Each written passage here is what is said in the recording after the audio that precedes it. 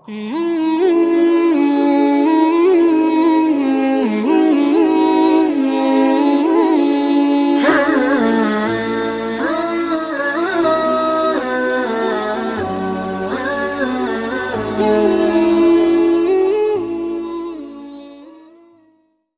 itu sekali lagi saya sampaikan, sama sekali ulama-ulama kita tidak ada yang anti NKRI, anti Pancasila, anti daripada UUD 45, anti Bhinneka Tunggal Ika.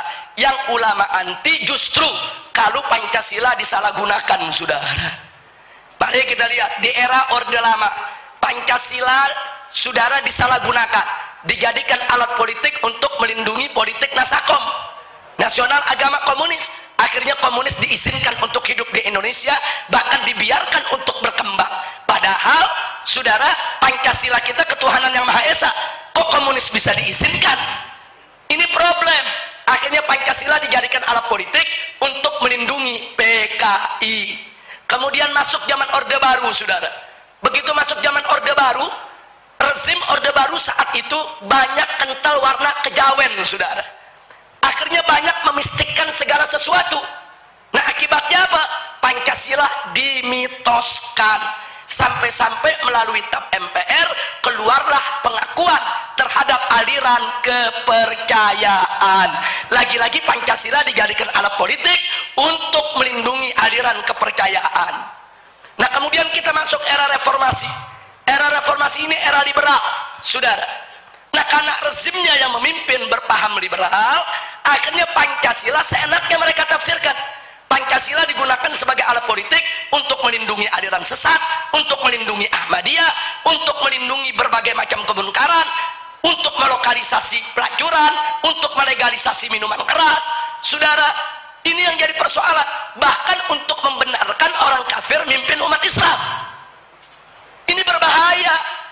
Nah, maka itu, saudara, kita umat Islam tidak boleh membiarkan. Pancasila ini adalah warisan para kiai kita, ini warisan para ulama kita, warisan para pendiri NU, warisan para pendiri Muhammadiyah, warisan para pendiri Jamiat Khair, warisan para pendiri Sarekat Islam. Ini warisannya habaib dan ulama, harus kita jaga dan harus kita luruskan penafsirannya, saudara. Pancasila nggak boleh digunakan untuk membenarkan yang salah, menyalahkan yang benar. Pancasila nggak boleh digunakan untuk melindungi kemunkaran dan kemaksiatan. Pancasila harus didudukkan pada posisi yang sebenarnya. Nah, ini yang perlu saya garis bawahi. Jadi fitnah kalau para ulama kita ini anti Pancasila. Nah, makanya sekarang saya kaget kalau ada seorang kafir jadi gubernur di Jakarta berani mengatakan di depan publik dalam siaran pers. Apa dia katakan? Kalau saya belum jadi presiden Indonesia, Pancasila belum sempurna. Apa maksudnya, saudara? Apa maksudnya, saudara? Apa dia pikir dulu waktu zaman Soekarno Pancasila tidak sempurna? Apa dia pikir waktu zaman Soeharto Pancasila tidak sempurna? Apa dia pikir waktu zaman Habibie Pancasila tidak sempurna? Apa dia pikir waktu zaman Gus Dur Pancasila tidak sempurna? Apa dia pikir waktu zaman Megawati, waktu zaman SBY Pancasila itu tidak sempurna? Jadi nunggu, saudara, orang Cina kafir jadi presiden baru Pancasila sempurna. Ini nggak boleh, saudara. Ini nggak boleh dibiarkan seenaknya mereka mengumbar keinginan sedemikian rupa, saudara. Ini yang kami lawan, ini yang kami tidak terima. Maka itu kemarin saya sudah sampaikan kepada pemerintah, saya sampaikan kepada para pejabat tinggi, sampai kepada presiden.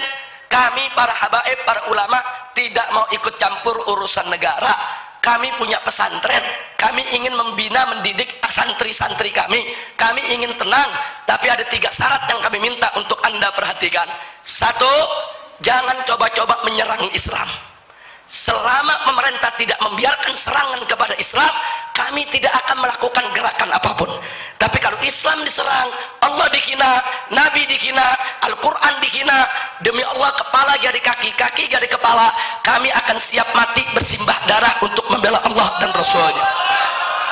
Yang kedua yang kami minta, jangan biarkan PKI bangkit kembali.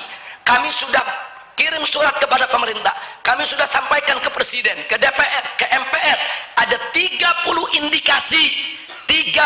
indikasi kebangkitan PKI di Republik ini, saudara. Ini nggak main-main, kita sampaikan bukti-buktinya.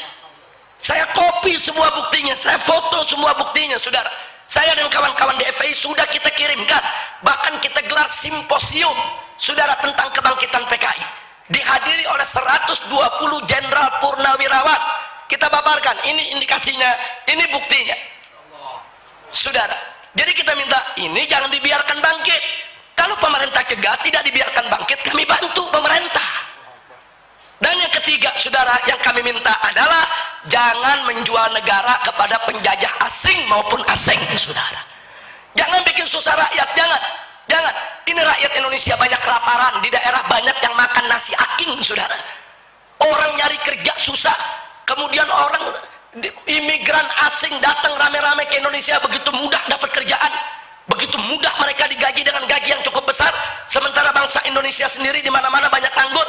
Ini nggak boleh terjadi. Kalau tiga perkara ini tidak dilakukan oleh pemerintah, kami akan bantu pemerintah, kami sokong pemerintah, kami dukung pemerintah, kami siap untuk menjaga keamanan di mana-mana. Kami bukan musuh negara, kami bukan mau berontak. Tapi kalau pemerintah membiarkan Islam diserang, PKI bangkit, kemudian negara dijual kepada penjajah asing dan asing, demi Allah, saya akan ajak umat Islam dimanapun berada untuk angkat senjata melawan siapapun yang ingin menghancurkan Islam. Takbir, sallu ala nabi. Itu saja yang saya mau sampaikan pada kesempatan ini, saudara. Intinya saya hanya ingin menyampaikan bahwa tidak betul fitnah yang mengatakan aksi 212 itu aksi makar. Itu bohong. Tidak ada makar. Kalau kami mau makar, 7 juta orang umat Islam itu lebih kumpul di Monas, kami mau nyerbu istana cuma 5 menit rapi, sudah. Istana tinggal depan mata. Kalau kami mau makar, presiden hadir, kami bisa pegang presiden di situ, sudah. Loh, kan presiden hadir di tengah-tengah kita. Kalau aksi 212 itu makar, presiden hadir, Menko Polhukam hadir, wakil presiden hadir, Panglima TNI hadir, Kapolri hadir, berarti mereka makar semua dong. Jangan, nggak boleh sembarangan menuduh, saudara. Jangan, saya lihat rezim ini mulai panik, mulai kebingungan, saudara. Jangan bingung. Ulama tidak memusuhi Anda. Jangan bingung.